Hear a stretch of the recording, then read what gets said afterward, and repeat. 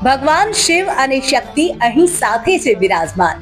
આ છે 12 જ્યોતિર્લિંગમાંનું એક મલ્લિકાર્જુન જ્યોતિર્લિંગ, જે આંધ્રપ્રદેશના શ્રી શૈલમમાં આવેલું છે। શિવ પુરાણ અનુસાર ભગવાન શિવના બંને પુત્રો ગણેશજી અને કાર્તિકેય જ્યારે વિવાહ યોગ્ય થઈ ગયા, ત્યારે શિવ પાર્વતીએ તેમના સમક્ષ એક શરત મૂકી। બંને ભાઈઓમાંથી જે સૌથી પહેલા પૃથ્વીની પરિક્રમા કરીને આવશે તેના વિવાહ તે પહેલા કરાવશે। હવે કાર્તિકે તો તેમના વાહન મોર પર સવાર થઈને નીકળી પડ્યા, પરંતુ ગણેશજીએ ચતુરાઈ દેખાડી। તેમણે માતા પિતાની 7 વાર પરિક્રમા કરી અને કહ્યું કે વેદો અનુસાર માતા પિતા જ સમગ્ર સંસાર છે, એટલે માતા પિતાની પરિક્રમા જ પૃથ્વીની પરિક્રમા છે।